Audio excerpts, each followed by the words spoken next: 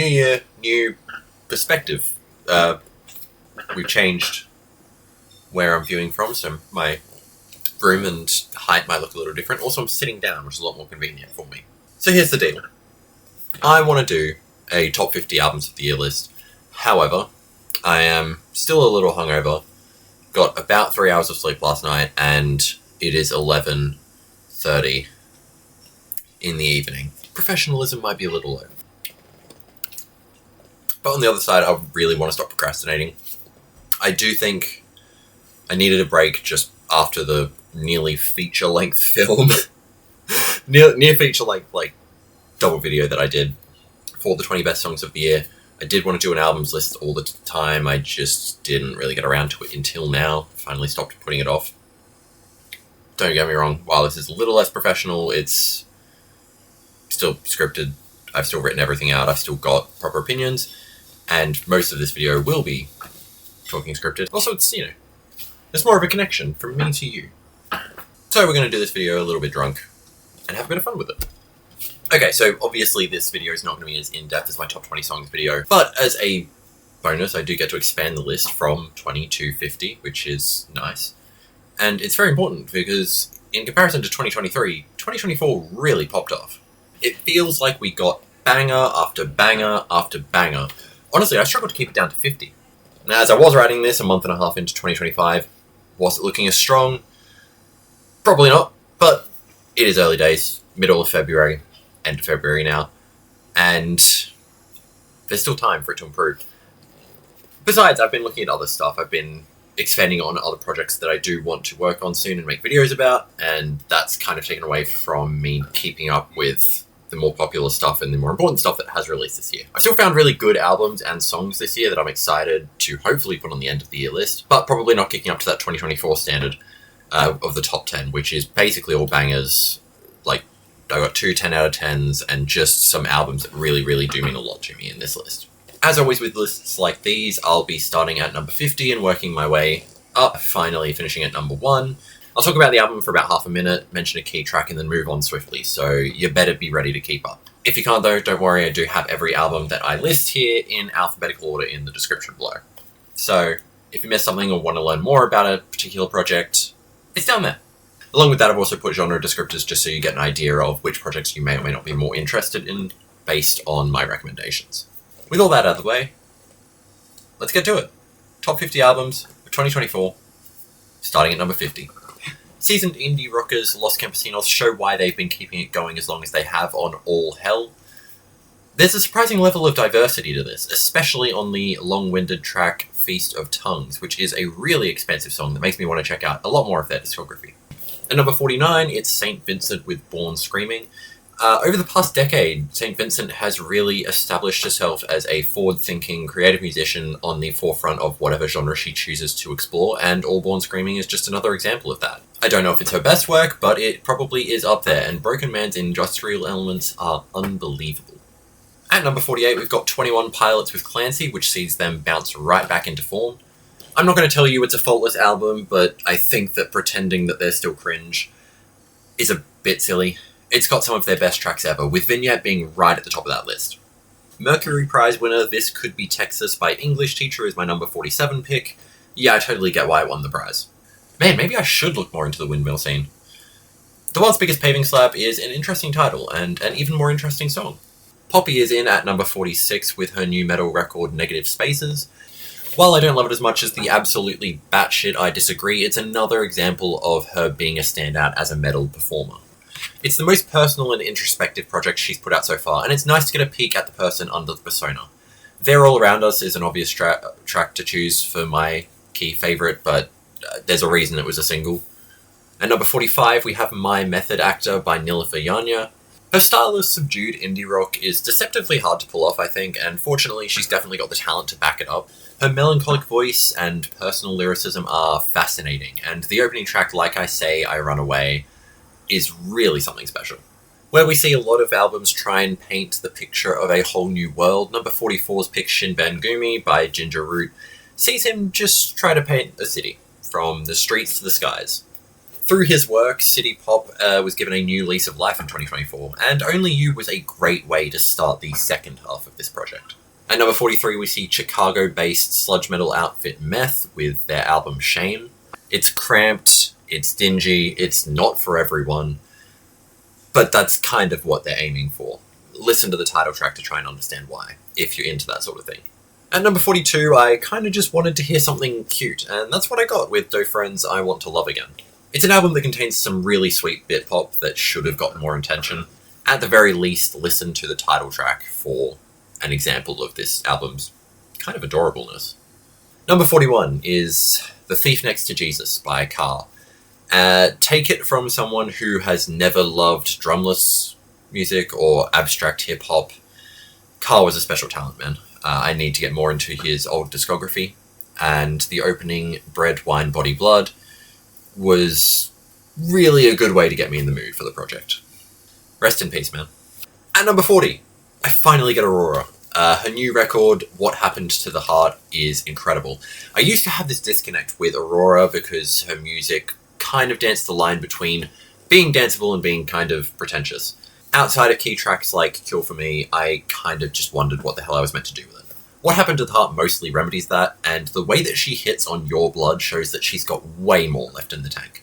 At number 39, we have banger after banger on Foxing's self-titled. I think there's a lot of reasons to love it, but I think the biggest reason for me is the clear passion behind it. They are ambitious, and they try to incorporate literally every single subgenre of rock music into this project, and it works. It's coherent. The early noise rock bangers were the ones that got a lot of the attention, but I loved the indie rock of Barking. The Great American Bar Scene sits at number 38.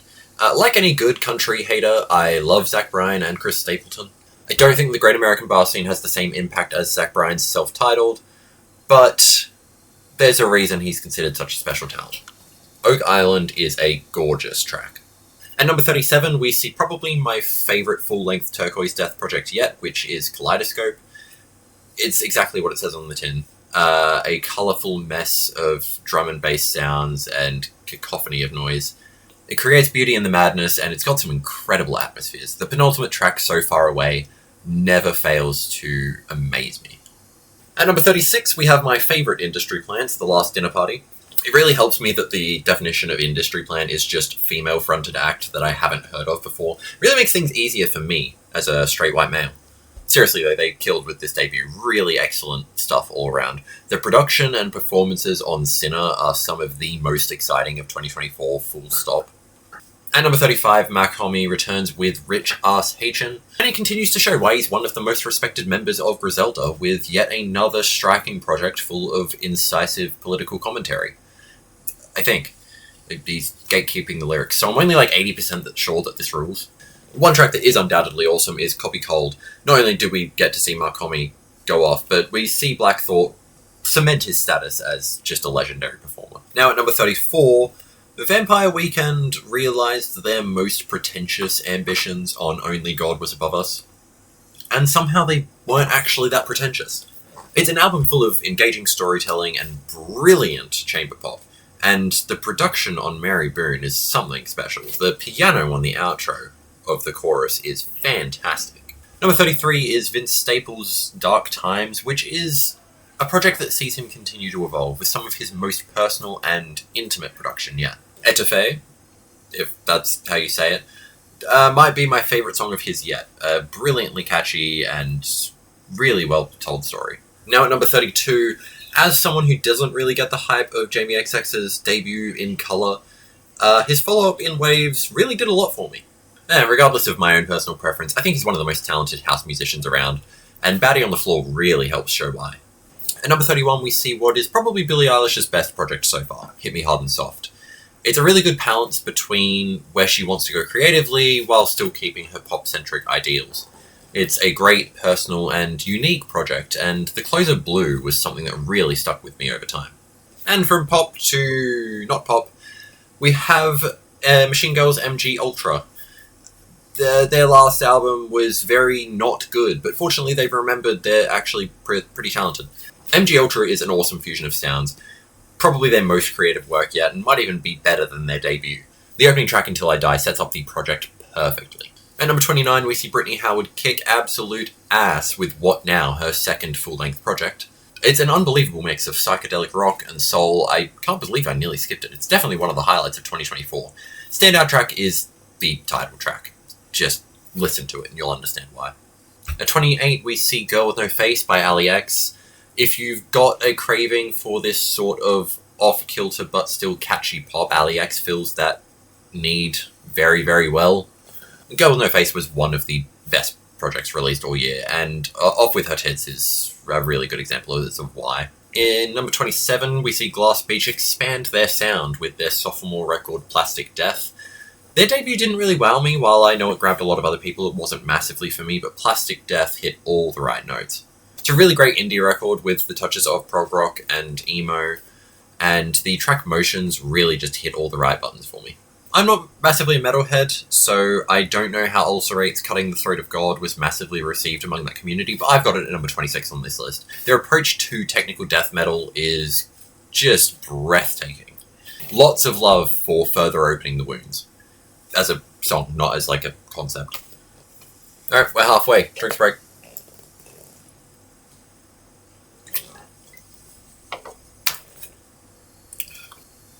I feel bad. But these albums are not bad, they're good. Because at number 25, we've got Remi Wolf with Big Ideas. The key to enjoying Remi Wolf's music is understanding that it is just pop that is full of life. It's got wild production and super fun performances, and the opening track, Cinderella, was probably the best of the lot, in my opinion. At number 24, we experience Raven Lenae's breakup in real time on Bird's Eye. Yeah, she's just got a really gorgeous voice that makes for some really pretty pop and R&B. And the lead single, Love Me Not, was just one of my favourites of the year. At number 23, we've got a bit of a left turn, actually. Emo pop's not really my thing, but Wishlane's Nobody's Listening really did it for me. This album, full of glitchy electronic pop music, is basically all hits, with the track 27 Degrees probably my favourite banger of the lot. At number 22, Origami Angel perpetuate the emo revival on Feeling Not Found. They continue to drop peak, what can I say? I love all the hardcore changes on this one. It's a really nice touch that separates it from the previous works in their careers. Check out the single Dirty Mirror Selfie for a really good example of that. It's probably one of the hardest tracks they've ever made, and it works really well. Logic's Ultra 85 is my number 21 pick. In recent years, we've seen Logic go on somewhat of a redemption arc, and Ultra 85 is the culmination of that. Look, he's been teasing it for years, and okay, did it live up to the hype? I don't know. I'll let a bigger Logic fan tell you that. But I do know I liked it a lot, and the track Interstellar was one of my favourite hip-hop pieces of the year. At number 20, we have another hip-hop project, just a very different one, because Joey, Valence and Brae are going to force you to shake your ass on No Hands. Endlessly infectious energy on this one, and it's nice to imagine what the Beastie Boys would sound like if they didn't sound like shit. Key track is probably Pack a Punch, because more Danny Brown in your life is never a bad thing. At number 19, I've got to pose a question to you. Have you ever wondered what it's like to get your head kicked in for 18 minutes straight? Nails has got you covered on Every Bridge Burning. Picking a specific track here kind of misses the point of this thing, but the guitar solo on Give Me the Painkiller is one of my favourite instrumental passages of the year. At number 18, we've got No Name by Jack White, who is so cool, I wish he was real. It's just a very consistent rock record. It's basically no misses. That's How I'm Feeling was an awesome moment early on. That bass line is everything. At number 17, we've got what is, in my opinion, one of the most appropriately named albums of the year with Mount Erie's Night Palace. Yeah, this one's just gorgeous. It is very long. It's an absolute behemoth, but I think it justifies the length tenfold. It's hard to pick out one single track on a 27-song album. Is it 27 songs? Did I just pull that out of my ass? It's 26! Anyway, it's weird to pick out a single song on a 26-song album. But if I had to, Non-Metaphorical Decolonization has some of my favourite writing he might have ever done. At number 16, we have Porter Robinson's Smile. I am not biased.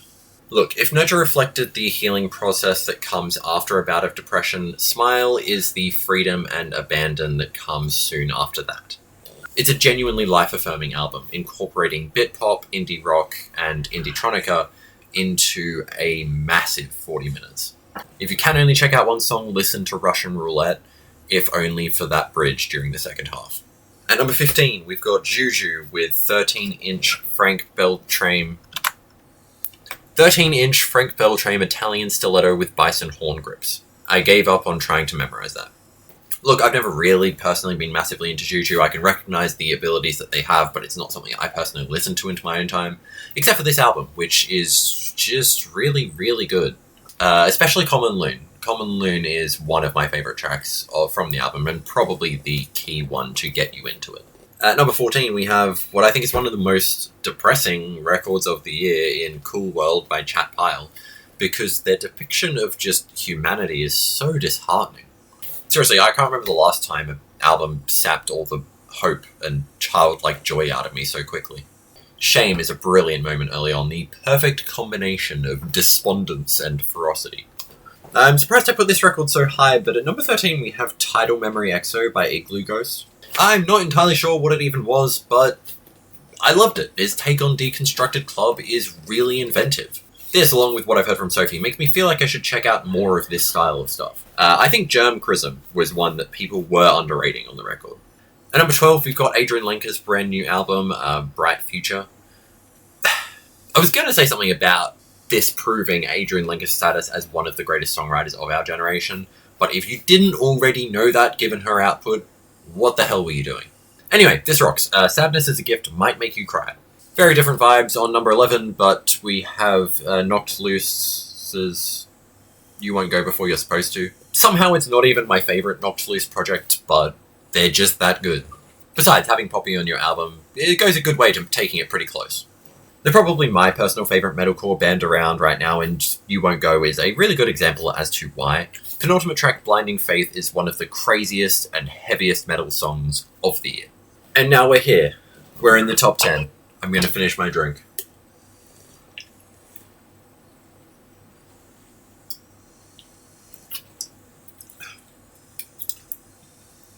These are concerningly good. I feel like I could down these really quickly. Alright, number 10. Acloudyskye's There Must Be Something Here. I don't think this is a record that will blow everyone away, but it is something that not only did I have a really good time with it upon impact, but it stuck with me a surprising amount throughout the year. None of its songs landed on my top 20 of the year, but that is purely because all of my favourites were the singles released the year before, especially the track Surface, which is a gorgeous combination of indie-tronica and indie rock. At number 9, Beth Gibbons provides us with Lives Outgrown. The former Portishead frontwoman was the lead singer for what might be my favourite album of the 90s. Lives Outgrown is no dummy, but it's actually not that far off. I think it's her take on more artsy elements of folk that really sticks out to me. Especially Reaching Out. The horns on it are fantastic, and I've always thought it was a great single, a track that I've really returned to over time. At number 8, look, okay, I've always wondered what Amy Winehouse would be like if she was a battle rapper. Thanks to Lupe Fiasco's Samurai, now I know. It really answers the question that I think we all had deep down. Anyway, the title track is fantastic. Lupe is really hitting form again, and I'm glad that he's found his groove after what is a relatively inconsistent career, let's be honest. At number 7, Friko. Where We've Been, Where We Go From Here. I just can't remember seeing a debut as instant as this one. They've got a real sense of timing, where their climaxes need to be, where they need to place songs in the track list, and it all comes together to create one of the most cohesive records of the year. Every single track has an incredible amount of beauty within it, and when I re-listen, I'm lucky enough to hear it all again as if it's for the first time. The opening track, Where We've Been, was a fantastic single and one of the most climactic and just awesome indie rock moments of the year. At number 6, Geordie Greep makes up a new sound, and we all just let him on the new sound. It's a fantastic, wild, inventive, creative set of tracks from the former Black Midi vocalist. Standout track is probably The Magician, a wild 10-minute opus that if you haven't heard, you should hop on immediately. At number 5, it's a project that a lot less of you will probably have heard of, and that's okay, but it is a lot of a project, and that alone makes it one of the best of the year. It's Sam LRC's A Lonely Sinner. Between the concept, which I don't want to spoil, and the progressive, megalithic rock structures, it requires a lot of thinking to take in. And that's a good thing. Analyze your art more deeply, you cowards. Anyway, Storage was unreal. That sample at the beginning nearly broke me. At number 4, we see Magdalena Bay pop off once again with Imaginal Disc. It might be one of the best synth-pop albums ever recorded. If you haven't heard it, that sounds like a big claim, but if you've heard it, you probably get it. If you don't, then you're in the out group, and I'm sorry, but I don't have time to wait for you to catch up and get it. I'm just going to tell you that it's the 4th best record of 2024. Anyway, Death and Romance is a banger. Number 3, Godspeed You Black Emperor, no Tidal as of, well, insert new statistics here. Obviously, no comment for this one. Yes, it is devastating. Yes, it is powerful. Yes, it is one of the best records of the year. It's one of the most important records ever released. It's one of the most important that they've ever made. One of the best that they've ever made. I don't know what else to say. Godspeed You Black Emperor continue to be one of the most important bands ever.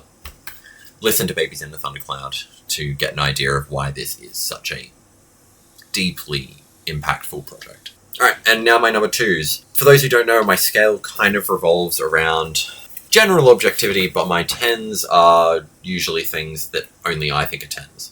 In terms of, they've got some sort of emotional impact for me and me alone that doesn't reflect any sense of objective quality.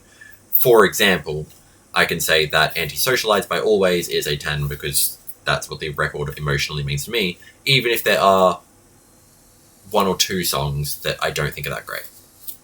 The records that I've got in the top 2 places here are the inverse of that. I don't have them as 10s, but they might as well be. They're honorary. They haven't hit that level of emotional importance for me yet, but they might do at some point.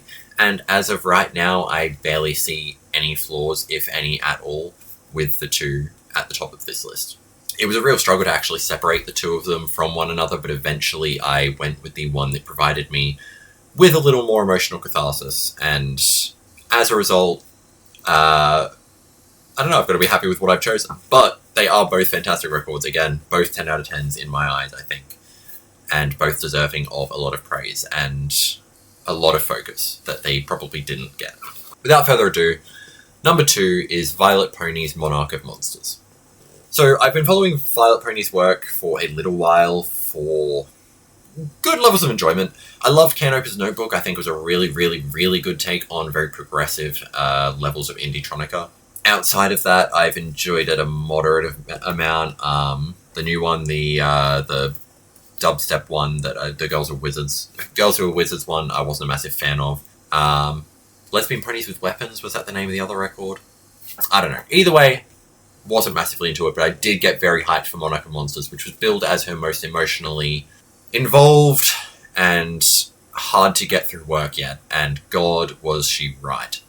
Monarch of Monsters basically blows everything else she's ever done out of the water, and it is just no contest. If you can't get into it because of the aesthetics, as a result of her being a My Little Pony fan, using My Little Pony to express the feelings that she does through her music, get over it. This album's incredible. And Monarch of Monsters is one of the wildest 90-minute projects of your life. The 12-minute track, The Wallflower Equation, is an insane, progressive, noise rock opus that is one of the most mind-blowing songs of the year. And after all that, I can't believe I'm putting it at number 2, but there was just one record that barely outshone it for me this year. And that would be, at number 1, Paranal with Sky 100. I don't actually really know what to say, because I actually think that there are legitimate criticisms that people toss at Sky 100. The issue is I just don't really care. The criticisms that are leveled at it are completely outweighed by the amount of jaw-dropping, awesome shit on here. Consistently. Every single track is mind-blowing. It's an intrinsic part of my DNA already and might be my personal favourite shoegaze record of all time. Which is impressive, because he'd already made one of my other favourite shoegaze records of all time with To See the Next Part of the Dream. If I had to pick, Gold River is my standout, but, oh god, jeez, just listen to the whole thing. Paranal simply does not miss. And with that, I'm done. Top 50 list is over. Let me know what you think in the comments, if you agree with the list, or if there were things that I left off, or the records that you were pleased that I put on the list and put on the list high. I love to just hear what your thoughts on 2024's music was, what your favourite records of the year were, what good or bad placements on my list were. Other than that, I'm working on a few bigger projects. I don't know if I'm going to keep going back to the recaps now that I'm not doing them. It's kind of hard to get back into them, and also my focus has dipped away from keeping up with 2025 music.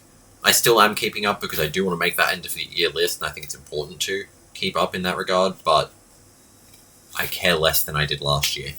This year I'm focusing more on another big project, a genre focus, more discography dives, stuff like that. But until those are out and finalised and finished and written and edited and released and copyright struck and then re-released, I will see you on the flip side. Thank you for watching, and I hope you enjoyed.